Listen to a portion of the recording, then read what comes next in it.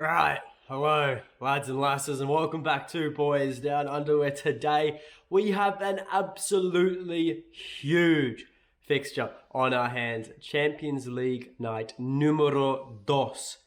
Of course, I only know that from watching Dora the Explorer, but regardless, let's get into it now. Before we go any further, if you guys are enjoying the content and you want to help support the channel, the very best way to do so is to click that like button and click that subscribe button. But without further ado, let's get into it. So, here we go. Our second Champions League fixture this season, and rather an odd one, I'd say. Shaktar Donetsk away from home, but like I said earlier, well, I haven't actually said it yet. I don't know why I have that written down.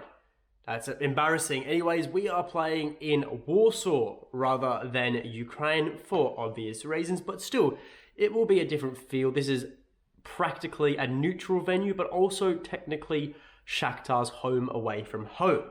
Still, huge clash nonetheless, with the stadium almost sold out in all areas, and both teams 100% see this as a crucial 3 points. So let's look at both teams to start off. Now, Celtic, of course, we have had a near perfect start to the season, 7 from 7 domestically, but obviously that loss last week at the hands of Real Madrid has brought our perfect run to an end, although a loss to Real Madrid really is nothing to be ashamed of. They are the best team in the world, and they highlighted that in the second half, at least against Celtic. As for Shakhtar, they are undefeated to start the season in all competitions as well, so congratulations to them. 3 wins and 1 draw in the league, then that win over Leipzig on match day 1. So, essentially, both teams have been absolutely firing to start the season. Now, let's have a look at the fitness and availability of both teams. So, Shakhtar, they are dealing with only one injury concern. It's not even a concern because we know he's definitely out. It is their defender, Viktor Kornienko, who is out with an ACL injury, so there is obviously no chance in hell he will be taking part in this fixture. As for Celtic, we are aware that, of course, that Yosuke Itaguchi was not included in the matchday group stage squad, so he cannot play. So too, Carl Starfelt, however, he is out with a knee injury instead. That is keeping him out till mid to late October. Speedy recoveries to him, but myself am a bit of a Jens connoisseur, so we'll see how that goes. Anyways, Celtic squad is fit and ready to go, and that, of course, leads us into the lineup prediction. And I'll tell you what, after that first outing against Real Madrid, I don't expect too many changes, maybe 2 at the max. And we'll see that in the lineup, of course. Personally, I think they're necessary, but will Ange think they're necessary? Well, that's what we've got to decipher. And no more dilly-dallying, let's get into it. So, I've got Joe Hart in between the sticks. Then at right back, one of our standouts against Real Madrid was Josip Juranovic. Then the 2 centre-halves, Cameron Carter-Vickers and Moritz Jens coming in for the injured Starfelt. And, of course, at left-back, Greg Taylor. Then into the midfield trio, Callum McGregor as the defensive midfielder who had a incredible outing against Madrid. Then Rayo Hatate in the midfield in the box-to-box role, and Matt O'Reilly up at the cam spot. I thought Matt O'Reilly was very dangerous against Real Madrid. Unfortunately, he didn't see a lot of the ball in dangerous areas. However, he did what he had to do and did it exceptionally well. On the right wing, I'm going for Liel Abada. I think he deserves to keep his spot. I thought he was unfairly axed at half-time last week. Well, not axed, but you guys know what I mean. He was unfairly brought off. I don't think that was warranted at all. And, you know, we sort of paid the price for that as well with Maida missing an absolute sitter. But that's how football goes. Then on the left wing, of course, Jota. And up top, you will see I have Kyogo there instead of Giacomakis. Don't get me wrong, love the big Greek god. However, I feel Kyogo brings us a lot more pace. And I feel with Giacomakis, the press is also ineffective. Not because he doesn't try hard, but just naturally, bigger body. He's naturally slower than Kyogo, who is just deadly without possession.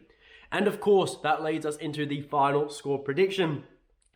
Anush, realistically, I could see any result happening in this fixture. You know, I wouldn't disagree with any prediction made. a loss, a win, a draw, because I can see it all happening, and this is a match where really we don't know too much of the opposition to make an accurate judgment. I'm merely judging I'm merely judging what I am about to say off last week's match against Leipzig and previous Champions League and European fixtures of Shakhtar like last season. So, look, like I said, they are a hard team to get a read on. However, they have got a lot of qualities about them. Firstly, they are clinical. Clinical in front of goal. 4 shots, 4 goals. That is how they went against Leipzig, and that ultimately won them the match. They had 32% possession as well, and what that tells us? They're deadly on the counter-attack. And counter-attacks killed us against Real Madrid. Their first goal was a perfectly executed counter on us. So that's something we're going to have to be very, very cautious about. We can't be giving away possession in cheap areas, right? And as for Celtic, we know our strengths. High intensity, fast-paced football, relentless, no stoppages in play. And we will be granted a lot more possession against Shakhtar than we were against Real Madrid, But in saying that, as we can see, Shakhtar thrive when they haven't got the ball at their feet. Similarly to Celtic, they're very good at the press. And when they do get the ball in dangerous areas, they don't make a mistake of it. So, look, realistically, all that matters is that we get points, right? That is, at the end of the day, the target. And you know what? We could afford a couple mistakes. We could, concede once, concede twice. But if we concede twice or match the amount of goals Shakhtar score, that's a point right there. If we score more than them, that's 3 points right there as well. And obviously a win is the best possible scenario, but away from home, difficult fixture, taking 1 point from this match isn't a bad thing whatsoever. Now, look, like I said earlier as well, Shakhtar, they're at their home ground, but not really, right? It's still... However, how they see it is a home away from home. And they've sold a lot of tickets, to be fair to them. They've got a big crowd coming for this fixture. Celtic, however, as well, we have a good contingent of fans going, pretty much sold out in the away section. So if you're going and you're going to be in the stadium, make some noise, because the boys are going to need it all the way in Poland. It's a bit far from Glasgow, as I know. So look, as a final score prediction, it wouldn't surprise me if this game goes any which way. However, I can say 100% certainly we have a much better chance of winning this match than we did against Real Madrid. But I think you already knew that, so that was a bit pointless to say. But if we play the way we did in that first half against Real Madrid, if we come out guns blazing, 115%, playing pure, proper handball, we'll win. And that is if we do that for the full 90. But if we come out subpar, lacks a bit, not everyone doing their best, we will be embarrassed.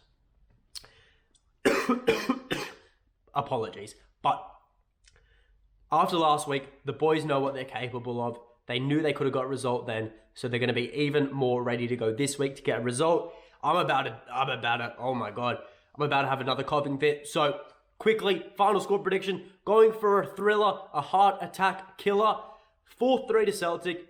Leave your comments in the comments below, your final score prediction. Subscribe, pray for me, and until next time, hail, hail.